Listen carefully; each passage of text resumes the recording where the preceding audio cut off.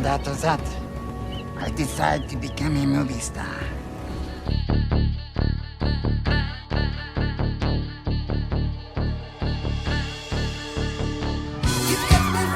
My legend is... Peter Dinklage is an American actor and film producer who has many outstanding works in his portfolio.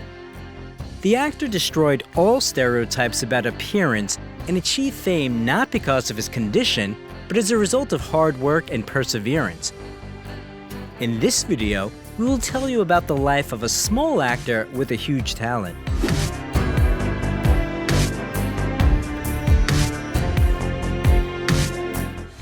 Peter Dinklage, how Tyrion from Game of Thrones lives and how much he earns.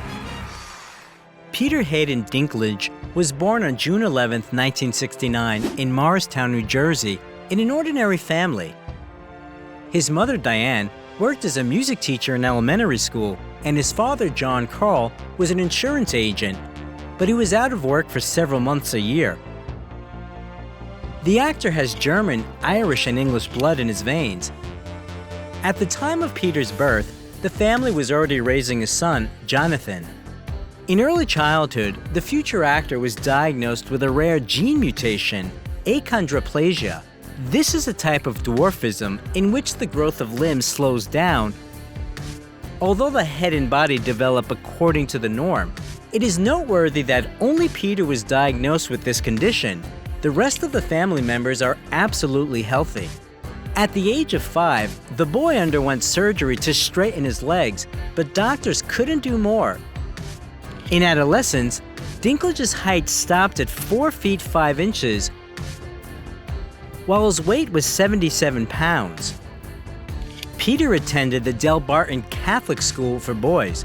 Because of his appearance, he was often bullied by his peers, and because of that, he became hot-tempered and unsociable.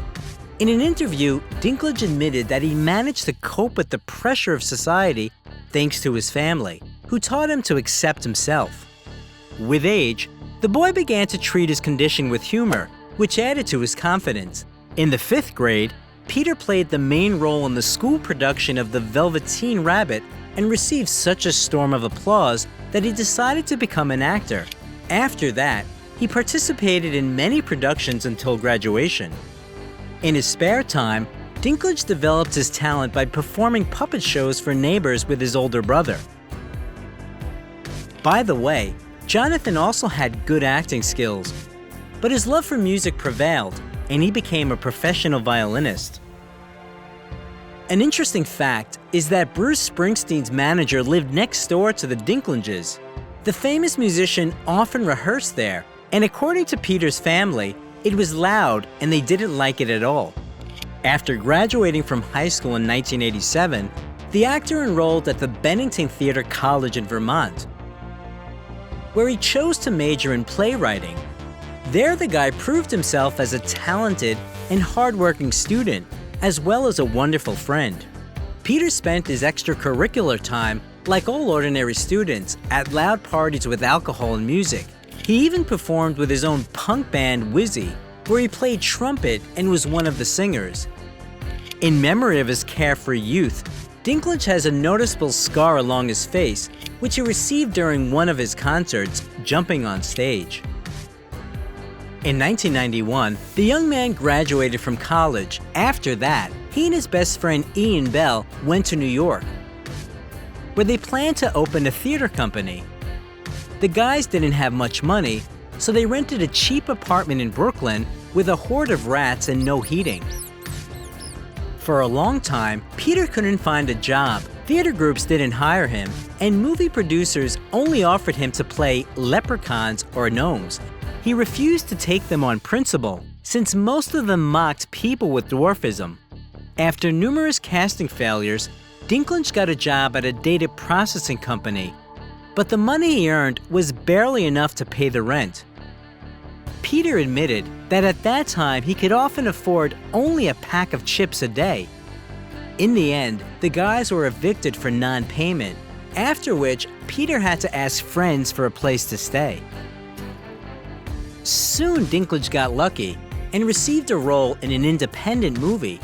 In 1995, the aspiring actor made his screen debut in the comedy drama Living in Oblivion, where his partner on the set was Steve Buscemi, who became his good friend.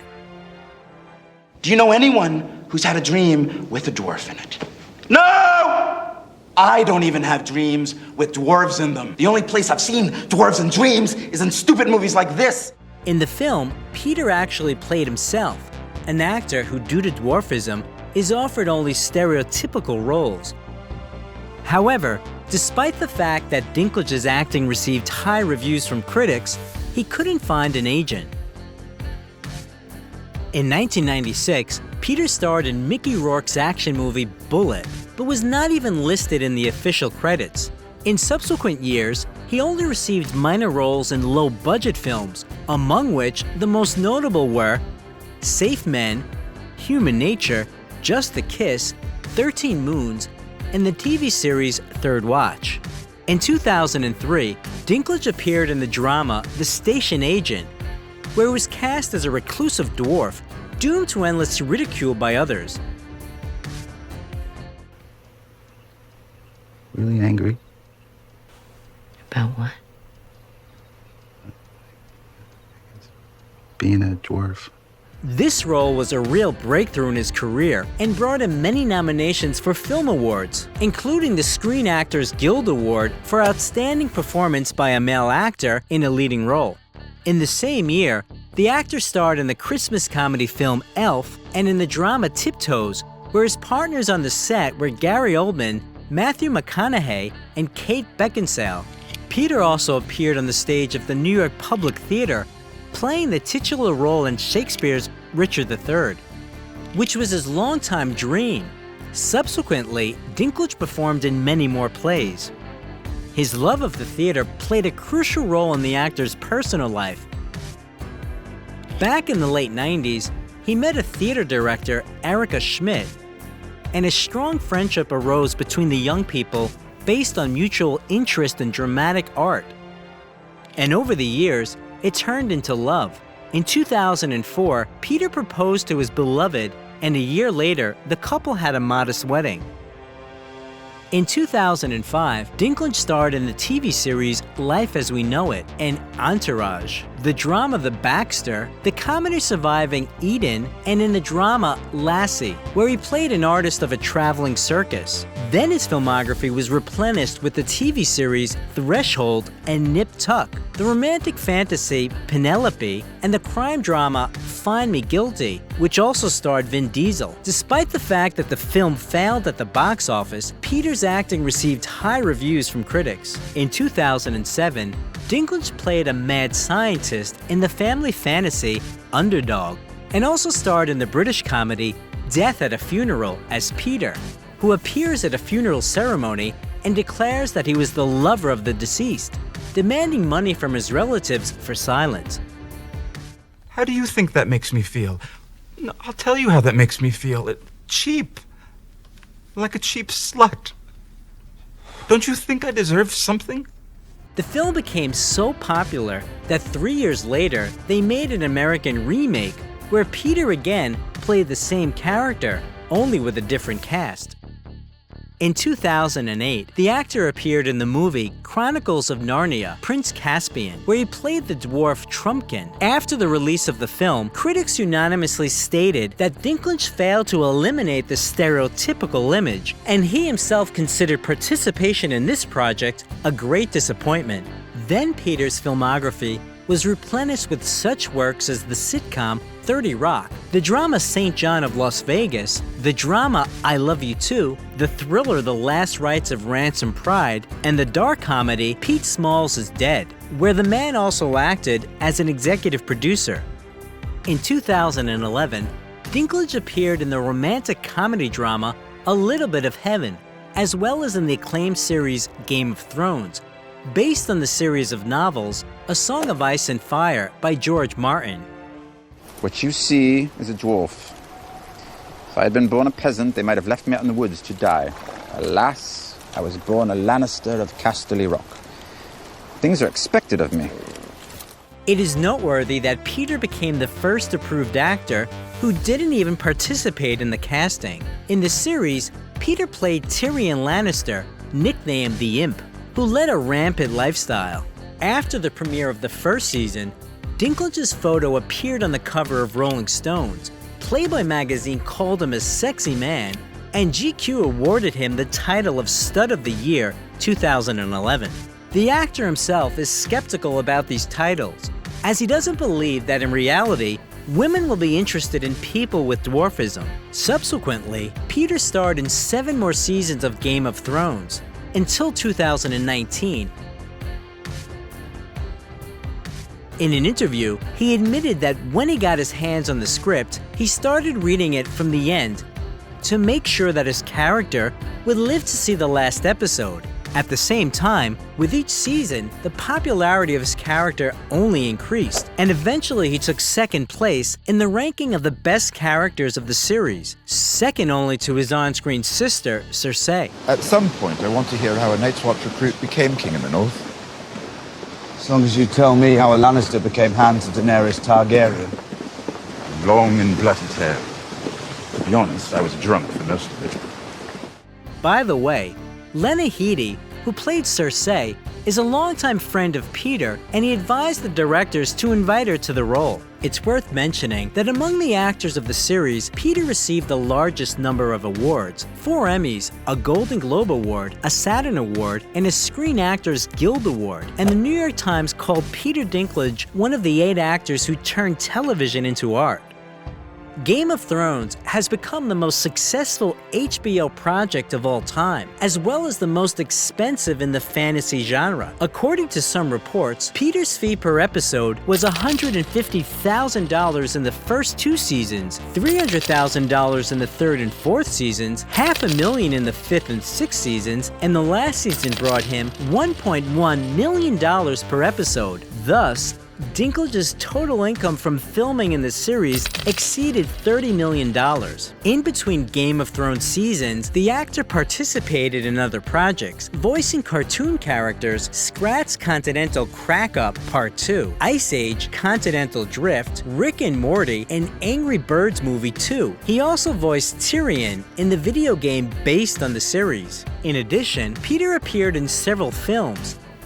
In 2013, his filmography was replenished with the drama A Case of You and the comedy Knights of Badassdom. And in 2014, he appeared in the dramas Lowdown and The Angriest Man in Brooklyn, as well as the fantastic action movie X-Men: Days of Future Past, where he played the evil scientist Boulevard Trask. By the time you see the need for my program, it'll be too late. And you will have lost 2 wars in 1 lifetime. It's worth noting that Dinklage wanted to star in this film so much that he agreed to the role without even reading the script. His acting received high reviews from critics, and he himself was nominated for the MTV Channel Award for Best Villain. In 2015, Peter starred in the drama Taxi and in the fantastic comedy Pixels, which was criticized and was nominated for the Golden Raspberry Anti Award. In 2016, Dinklage, together with his business partner David Ginsburg, founded a film production company, Estuary Films. In the same year, his filmography was replenished with the comedy The Boss, and in the following year, he appeared in the detective Rememory, the dramas 3 Christs and 3 Billboards Outside Ebbing, Missouri, starring Frances McDormand and Woody Harrelson. You 2 boyfriend and girlfriend? Early stages, you know? Is that right? We had a couple dates. The latter picture received high reviews from critics, and the creators, along with the actors, received many awards, including 2 Oscars and 4 Golden Globes. Despite the fact that Peter himself didn't receive anything for his role, the audience noted his image as one of the most memorable. In 2018, the actor played the main role in the fantastic drama I Think We're Alone Now, and in the biographical film My Dinner with Hervé, which tells about the last days of the French actor Hervé Villechaize. Being famous is like being drunk, except the whole world is drunk with you. By the way, in both films, Peter was also a producer. In the same year, Dinklage appeared as a giant dwarf in the superhero movie Avengers: Infinity War, which became one of the highest-grossing films in history. What happened here? You were supposed to protect us. Asgard was supposed to protect us! Asgard is destroyed. In 2019, Peter played a cameo role in the comedy Between Two Ferns, the movie, and next year he starred in the thriller I Care a Lot. He also voiced one of the characters of the cartoon The Croods: A New Age. In 2021, Dinklage appeared in the title role in the musical Cyrano, based on the plot of the stage play of the same name, the script of which was written by his wife. Freak. Is that it? Have you exhausted your dictionary of scorn? Interestingly enough, he literally begged Erica to choose him for this role, as he dreamed of singing on stage. However, unlike the original work, the disadvantage of the main character is not a huge nose, but a small stature. For his brilliant performance in the musical, Peter was nominated for a Golden Globe. Now Peter's acting career is still on the rise. In the summer of 2022, the comedy American Dreamer premiered. Also, the filming of the movies She Came to Me, The Toxic Avenger, and Brothers has already been completed. And The Hunger Games, The Ballad of Songbirds and Snakes, and Hit Pig are at the stage of filming. To date, Dinklage's fortune is estimated at $25 million, which includes film royalties and advertising contracts. In 2017, Peter starred in an advertising short film of the beer brand Estrella Damm, and in 2018, he rapped in a commercial for Doritos and Mountain Dew with Morgan Freeman. The actor also advertised Cisco's The Network Intuitive. The funny thing is that Dinklage, having become famous, signed such a serious contract, because at the beginning of his career, he was only offered the role of elves in Christmas advertising, which he refused. The celebrity carefully hides his personal life from the public. Peter doesn't have social media accounts and is very angry when paparazzi are watching his family. The media learned that in December 2011, his wife gave birth to his daughter, whose name they don't disclose, and in September 2017, another child appeared in the family, whose gender and name are also unknown. According to some reports, the children don't inherit their father's condition. Dinklage and his family lived in Manhattan for a long time, where he could often be seen walking his dog or riding a scooter. A few years ago, the couple moved to a country house with a huge garden, which Peter enjoys taking care of. But all this remained hidden from the cameras and the prying eyes of fans. The actor owns a Chrysler 300, which was designed specifically for his condition. For obvious reasons, he also orders custom-made outfits or buys clothes in children's stores. Dinklage has been a vegetarian since the age of 16. When he needed to eat meat on the set of Game of Thrones, instead of real meat, they used tofu or just fake food. Peter is also a member of several animal rights organizations. One, he voiced the video Face Your Food on behalf of PETA, promoting eating vegan food for ethical reasons. The actor was repeatedly asked if he, as a celebrity, wanted to represent the interests of people with dwarfism. Dinklage replied that even now, he doesn't always manage to put up with his condition. So it would be hypocritical to try to help people cope with something that he can't cope with himself. However, he still took advantage of his popularity to draw attention to one incident.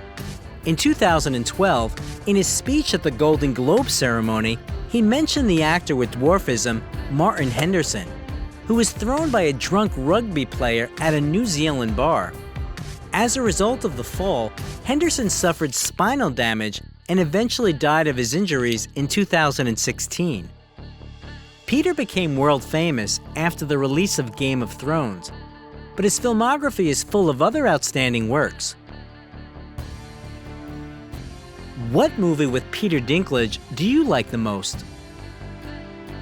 Richard Gere, How the Ladies' Man Lives and Where He Spends His Millions. Richard Tiffany Gere was born on August 31, 1949 in a large American family of housewife Doris Ann and insurance agent Homer George Gere. Besides Richard, who was born the second, the Geres raised 5 children. The parents were educated but simple people and managed to give their children a happy childhood in the suburbs of New York. They tried to provide a balanced upbringing. There was room to communicate with nature because the family lived in a small rural town for creativity and sports. The future actor studied guitar with might and main, shown in the school drama club, and did gymnastics. After receiving a sports scholarship after graduation, he went to the University of Massachusetts to study philosophy and directing. At the same time, Gere dreamed of becoming a professional musician and saw himself as a world-famous trumpeter. These crazy dreams eventually prevented him from getting a degree. At first, he chased an opportunity to become a musician and then became interested in theater and dropped out of school. Finally settling in New York, Richard tried his hand at theatrical auditions, and one day he was lucky. In 1975, after a series of minor characters, he got the main role in the play The Killer's Head. On stage, he was blindfolded all the time, playing a murderer sentenced to death, which played into the hands of the young actor. At the time, he was extremely reserved and often got nervous, which hindered his skill. In this case, however, the audience heard only his voice, which literally mesmerized the crowd. The young actor was so talented that he was noticed by film producers. First, Gere appeared in such films as Report to the Commissioner, Looking for Mr. Goodbar, Days of Heaven, Blood Brothers, and Yanks. And then he got really lucky. The Hollywood handsome John Travolta refused the main role in the movie American Gigolo, and the job went to Gere with a fee of $35,000. Thanks to the role, he instantly gained a whole army of female fans. Not the least role in this was played by the fact that the actor had to act in some scenes completely naked. The image of the heartbreaker and the role of the lover boy was stuck to him, which over time began to weigh on him. 2 years later, Richard was offered the lead role, and again, ironically, the one that Travolta refused. The film, An Officer and a Gentleman, was a great success and won 2 Emmy Academy Awards and was also recognized as one of the greatest romantic movies in history, according to the American Film Institute. Should have warned you scuzzy female types so about the putrid dudes. Those are the ones that say they're wearing a rubber, but there's really a little hole bitten in the bottom of it. Then, Richard's filmography was replenished with the movies The Honorary Consul and Breathless. And in 1984, he starred in the gangster movie The Cotton Club, directed by Francis Ford Coppola, in which the actor performed several parts on the trumpet, reliving his youth. What is this, a kidnapping? Would you like that? Because I think I'm up to it. You do move me. I don't know why, but you do move me. In unusual places. Surprisingly, with a brilliant cast, a venerable director, and a whole galaxy of prestigious awards, the film failed at the box office. This did not prevent Richard from getting $2 million for the role. Next came the historical film King David, the drama Power, the action movie Miles from Home, the thrillers No Mercy with a fee of $1.5 million, and Internal Affairs. The real fame came to Gere when he approached the 40-year milestone. Richard didn't want to play at all in Pretty Woman, which was originally conceived as a drama. He didn't like the script, which was changed beyond recognition. He was tired of the roles that parasitized his heartthrob image, but his agent persuaded him to go to a meeting with the actress chosen for the main role, and Julia Roberts convinced him to agree. Experts still have trouble explaining the magic ingredient that made this trivial story a huge hit.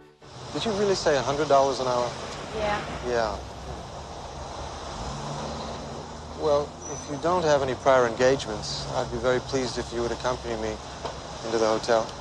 With $14 million invested in production, worldwide box office was $463 million. Perhaps the reason is the chemistry that arose on the set between the performers of the main roles, because, for the sake of a happy ending, the screenwriters had to rewrite the finale of the picture. Initially, Edward did not even consider climbing the stairs to Vivian like a prince from her sweet dreams. In the original story, the rich man pushed the girl out of the car, throwing money at her. That's how the movie was supposed to end. Gere himself dislikes Pretty Woman for many reasons and emphasizes this in interviews. So he was very pleased with the offer of the master of Japanese cinematography, Akira Kurosawa, who gave him a small role in his anti-war film Rhapsody in August. On the set, Richard had to speak Japanese, which he did not know. He had to memorize the lines by heart. The director was very worried that he would not be able to pay the Hollywood star for the work, but Gere assured him that he would play for free. As a result, the director paid him a symbolic amount and also paid for flight tickets for Gere and even offered to buy tickets for his friends if they wanted to visit Japan.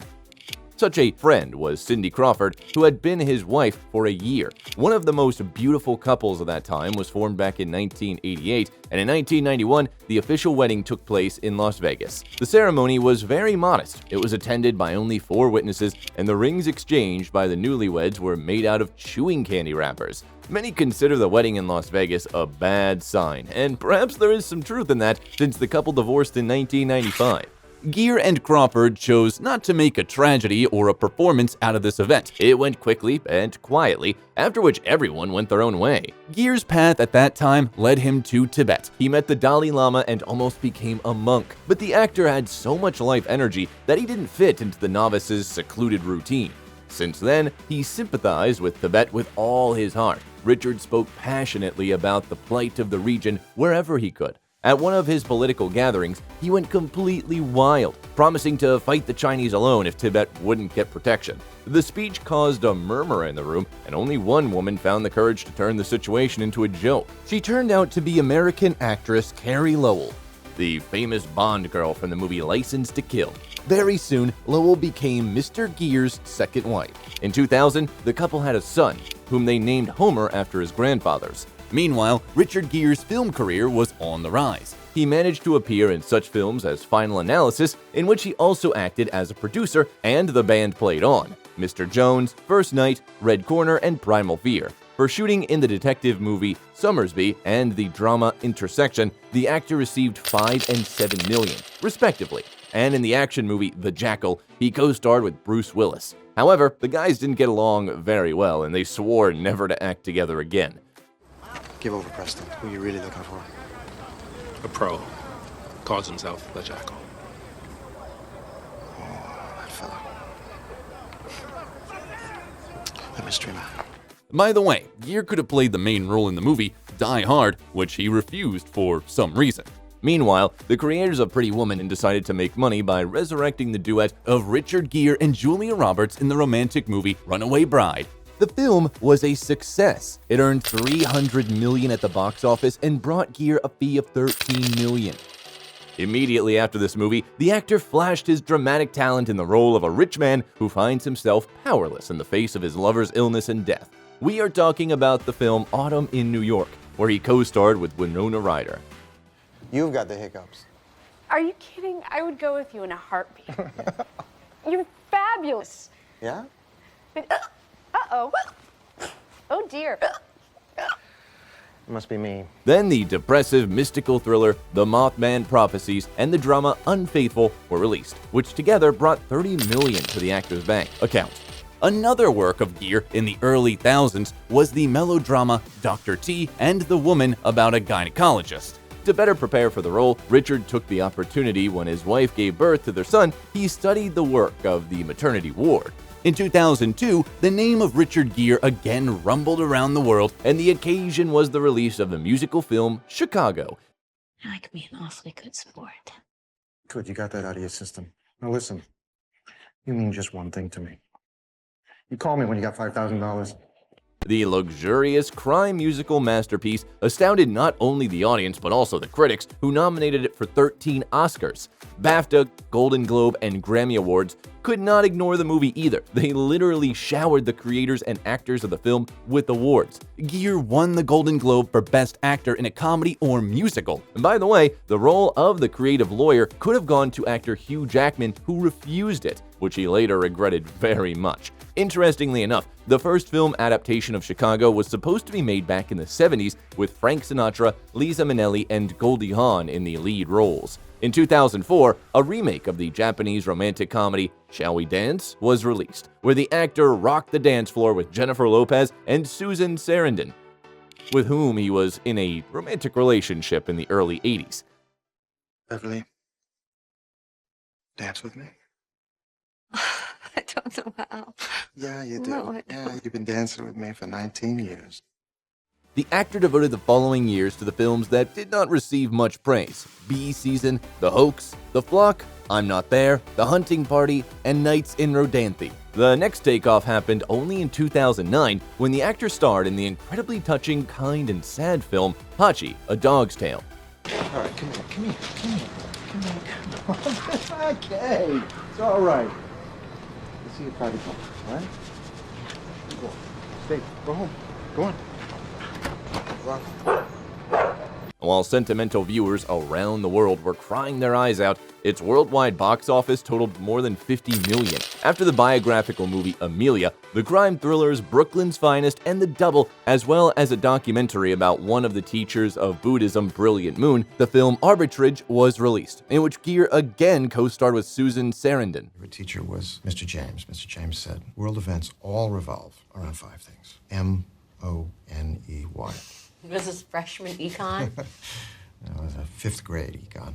Richard Gere was nominated for a Golden Globe for his performance. In 2013, the marriage of Gere and Carrie Lowell broke up when the woman found out about her husband's affair with a TV presenter of Indian origin.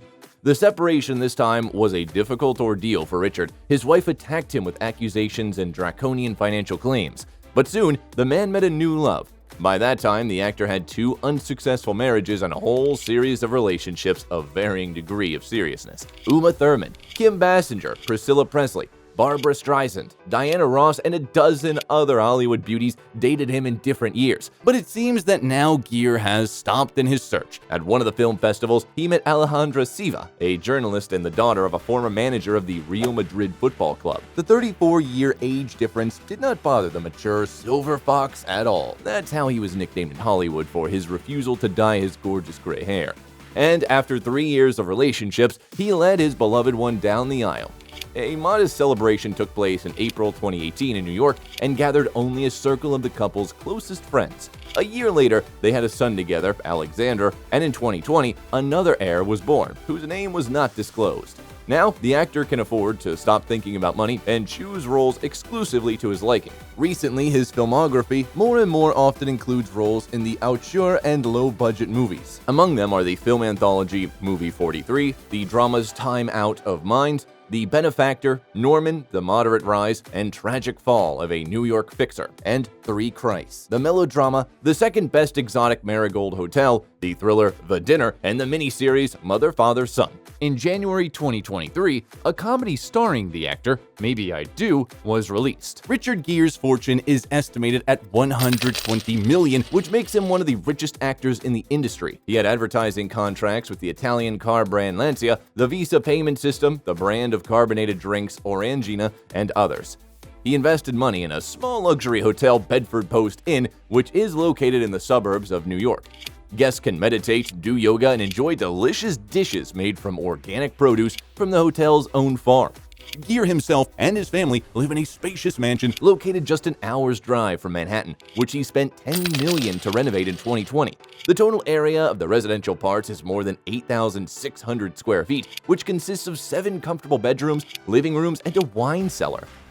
The couple also chose to buy a vacant plot with a swimming pool in the yard next door to expand their land to 34 acres. Experts estimate this transaction at $700,000. Until 2020, Richard owned another residence in Pound Ridge for almost 35 years. He bought it for $1.5 million and managed to sell it for $24 million.